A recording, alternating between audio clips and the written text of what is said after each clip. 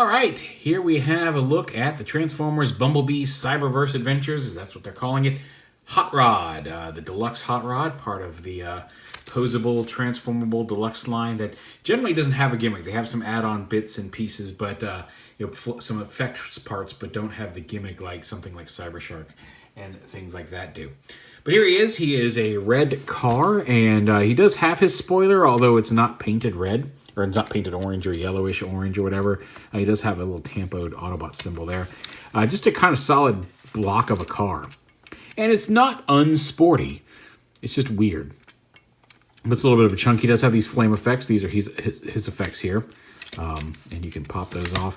They also have a little peg hole on them, but they use these little tabs to attach to the side. I don't know if there's a specific place to attach them in vehicle mode.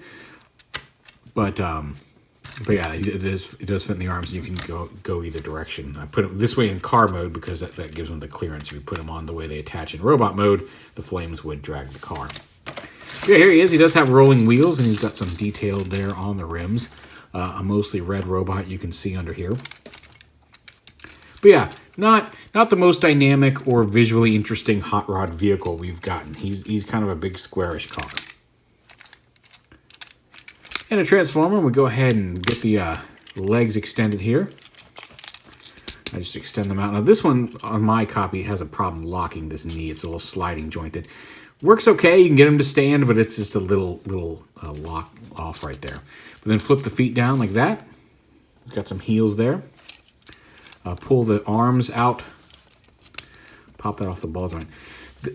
One of my frustrations with these figures is that they use a lot of ball joints, and they're mostly okay, but then the packaging that holds them into the plastic, they've stopped using twist ties, which on the one hand is good, but they hold the figures into the packaging by just molding the plastic like tray up around these things, and it's very hard to get them out. His arm and like one of his legs, no, it was one of his arms stayed in the package, as well as his back fins. Grimlock, who also showed up today, both of his legs stayed in the package, despite the fact that I was being very careful trying to pry him out. It's just the plastic grabs around him. But anyway, these joints, the ball joints, are not as tight as these hinges in the chest. So when you bring his arms down, out and down, that you want to kind of get, if you can get your finger in there, to support that, because it does like to pop the ball joint off. Also, I am a little scratched up. We were trying to trim my dog's nails, and she wasn't having any of it, even with that peanut butter trick that everybody's been making a big deal of on the TikToks. But yeah, so you take this, fold this panel in, and then fold this back up behind his head. There's a little tab here that kind of holds it in place.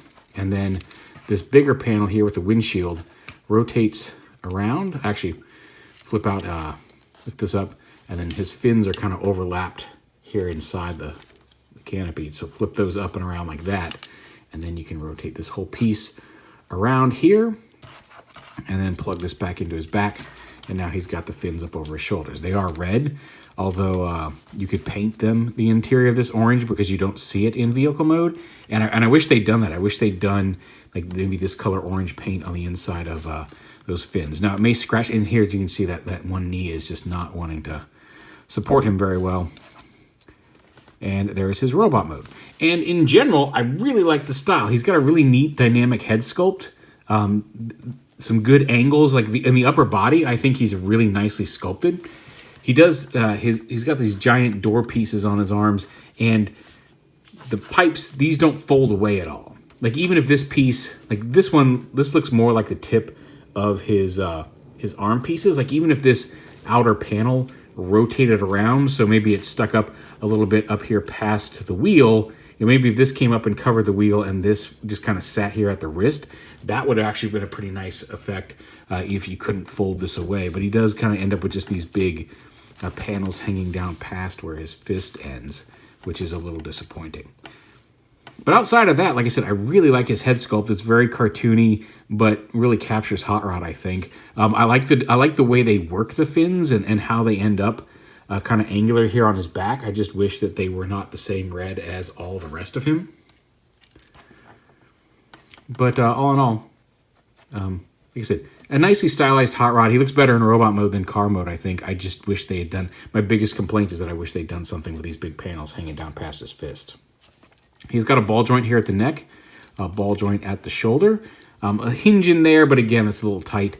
He's got a secondary hinge right behind the wheel, as well as a ball joint there at the elbow. Because there are some poses where you can move his arm where it'll kind of get stuck on the wheel. The wheel does roll, but you can move him out of the way with that hinge. So you can kind of get a decent range of motion in the arm.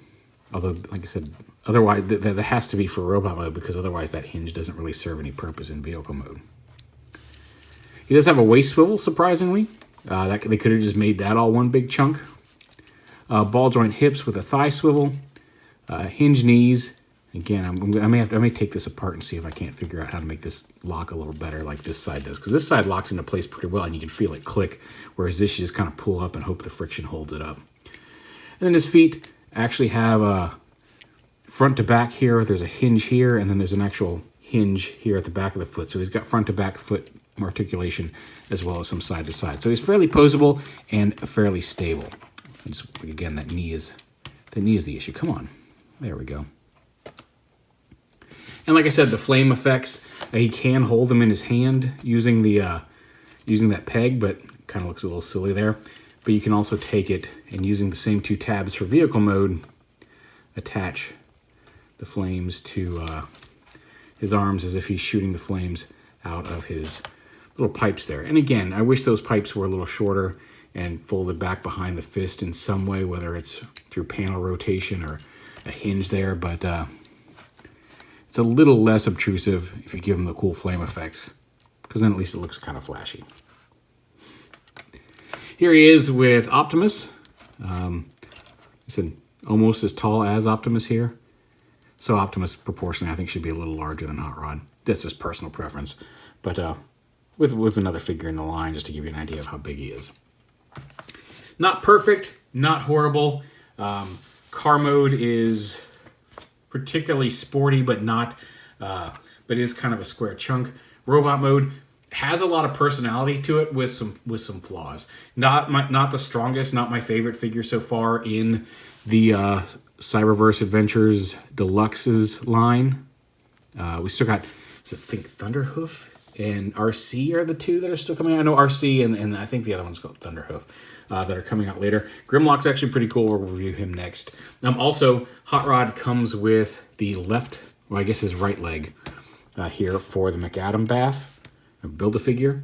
So we're getting there. Grimlock comes with the other forearm, and then I think RC comes with the two shoulder pieces and the hammer, and then the last figure comes with the head finally. So once we get RC, we'll be able to at least put all the pieces we have all the way together, and then just wait for the head.